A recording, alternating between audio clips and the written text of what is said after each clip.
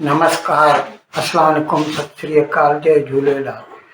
मैं हूं जी प्रेम मटरानी और आप देख रहे हैं हालात हाजरा का प्रोग्राम। हकीकत ये है, इब्तदा में आपसे दरख्वास्त है, चैनल ज़रूर सब्सक्राइब करें। दोस्तों, जब से मोदी सरकार भारत में गवर्नमेंट ली है, उन्होंने 2014 से बात कर रहा हूँ मैं उसकी, तब से उन्होंने मेक इन इंडिया पे सबसे ज़्यादा जोर दिया है। यानी जितना हो सके जो चीज़ें भारत की ज़रूरत में रहती हैं, जितना हो सके भारत में ही बनाई जाए तो अच्छा है। और इस सिलसिले में ख़ास तौर पर डिफेंस प्रोडक्शन पर तो ज़्यादा ही जोर दिया जा रहा है। यानी वो चीज़ें जो हमारे दिफा के लिए ज़रूरी होती हैं। उसकी वजह ये होती है कि खुदा न खास्ता अगर कभी ऐसा मौका आ जाए, जंग का समा पैदा हो जाए, तो कई ऐसे ममालिक होते हैं जो जो जंग की हालत में जो होते हैं, उनको माल बेचना बंद कर देते हैं। वो ये समझते हैं कि नहीं देंगे तो जंग बंद हो जाएगी, लेकिन इससे ऐसा नहीं होता। जिसको माल नहीं मिलता, वो हो सकता है कि डिफेंस आर्मामेंट अपने पास न होने की वजह से जंग में हार का सामना करना पड़े उसे। ऐसी सूरत हाल को नज़र में रखने के बाद भी ये भारत ने फैसला लिया है, जब से मोदी सरकार आई है, कि जितना हो सके डिफेंस प्रोडक्शन भारत में की जाए। अच्छा, इसके अलावा ज़ाहिर है जब हम बाहर से लेते हैं तो हमारा प्रेशस कीमती जो है ना, फॉरेन एक्सचेंज जाता है। और मैं आपको ये बता दूं, आज की तारीख में दुनिया में सबसे ज़्यादा डिफेंस आइटम्स का इंपोर्ट करने वाला मुल्क जो है वो हिंदुस्तान है। ज़ाहिर है हमारी मजबूरी है, हमारे चारों तरफ दुश्मन बैठे हैं, कभी भी वो हमें नुकसान पहुंचाने की नीयत से हमला कर सकते हैं। इसीलिए हमें हमेशा तैयार रहना पड़ता है। तो मैंने अर्ज किया कि ये सरकार ने शुरू से ही ये सोचा कि जितना हो सके डिफेंस प्रोडक्शन मुल्क में की जाए। अब इस सिलसिले में मैं पहले भी कई प्रोग्राम कर चुका हूँ कि जैसे कि लाइट कम्बैट एयरक्राफ्ट बनाया है भारत ने, हिंदुस्तान एरोनॉटिक्स लिमिटेड बेंगलोर में बनाती है, तेजस नाम है उसका। और एडवांस लाइट हेलीकॉप्टर है। अच्छा, ये तो मिलिट्री पर्पजेज के लिए, सिविलियन के लिए भी भारत में हेलीकॉप्टर की फैक्ट्री लग चुकी है, वो भी मैं प्रोग्राम कर चुका हूँ। अभी आज भारत में भारत की प्राइवेट कंपनी टाटा वालों की जो है, उसका नाम है Tata advance systems. Tata advance systems के साथ मिलकर यूरोप की जो एयरबस इंडस्ट्री है उसका, ये यूरोप क्या है, कुछ चीज़ें फ्रांस में बनाते हैं, कंपनी एक ही है, सबकी मिली हुई। ये ट्रांसपोर्ट एयरक्राफ्ट है जिसका नाम है C-295। ये आर्मी के काम में आता है, लेकिन माल ढोने के काम में आता है। ये अभी बड़ौदा में इसका कारखाना लगाया है। हिंदुस्तान की तरफ से टाटा एडवांस सिस्टम्स जो है उसने पैसा भी निकाला है और वो मैनेजमेंट भी संभालेंगे। और यूरोप की तरफ से एयरबस इंडस्ट्री वालों ने ये पूरी टेक्नोलॉजी दी है और वो पार्टनर भी है इसमें। अब इसका आज मोदी ने और यहाँ मुल्क में आए हुए स्पेन के जो वजीर आजम है, जिनका नाम है पेड्रो सांचेस, उन्होंने दोनों ने मिलकर आज दोपहर को इसका मुहूर्त किया, इफ्तिताह किया, उद्घाटन किया। अब इस कंपनी को शुरू में 52 एयरक्राफ्ट का ऑर्डर तो मिल चुका है, इंडिजिनस अपने मुल्क का ही लोकल ऑर्डर ही है। अब जिसमें से 40 जहाज जो हैं वो भारत की आर्मी लेगी और 9 जो हैं नेवी के हाथ काम में आएंगे, और 3 जो हैं वो कोस्ट गार्ड वाले लेंगे।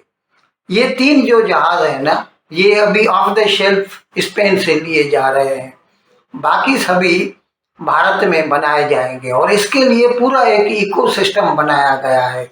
मैं आपको पहले भी कई मर्तबा बता चुका हूं कि कोई भी कंपनी हो, हर चीज अंडर देयर रूफ नहीं बनाती।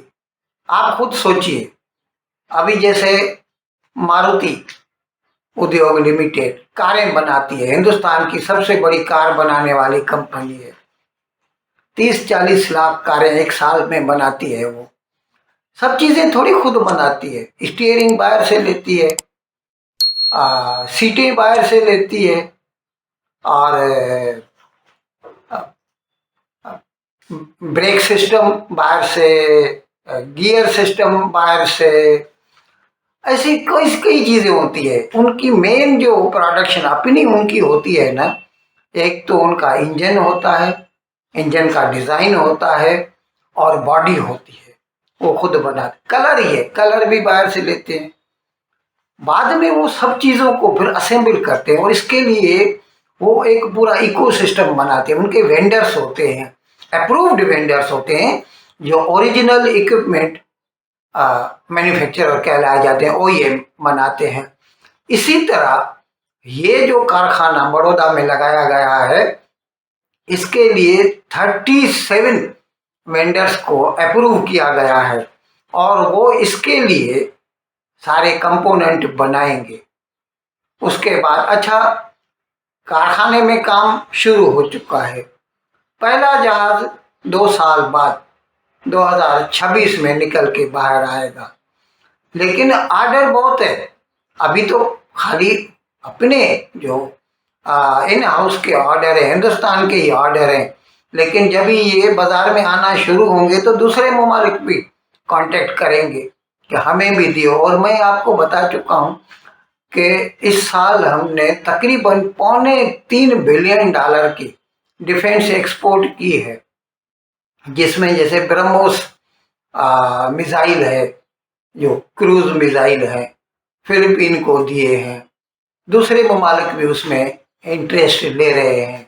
तेजस हवाई जहाज जो है, अटैक एरोप्लेन जो है, फाइटर जेट्स जो हैं, वो हम बेच रहे हैं। और ये तो पहले ही मैंने बताया था आपको कि हिंदुस्तान एरोनॉटिक्स लिमिटेड बना रही है बेंगलोर में। अच्छा, वो इसके साथ फिर एसीए में बना रही है, एएमसी है, एडवांस्ड मीडियम कैपेसिटी एयरक्राफ्ट, वो भी बना रहे हैं, थोड़ा बड़ा वाला जो है। और इसके साथ मैंने आपको ये भी बताया था कि ये जो हवाई जहाज होते हैं, फाइटर एयरक्राफ्ट या दूसरे पैसेंजर एयरक्राफ्ट, इनमें सबसे ज्यादा जो टेक्निकल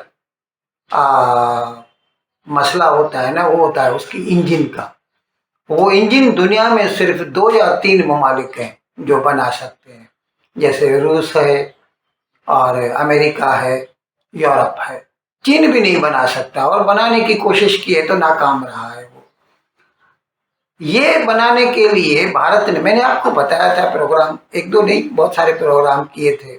पिछले साल मई में जब मोदी अमेरिका गया था, तो वहां की कंपनी जनरल इलेक्ट्रिक के साथ एग्रीमेंट किया था, और उनका जो फाइटर जेट का इंजन है, उसके बनाने का हिंदुस्तान में कारखाना लगाने पे काम शुरू हो चुका है।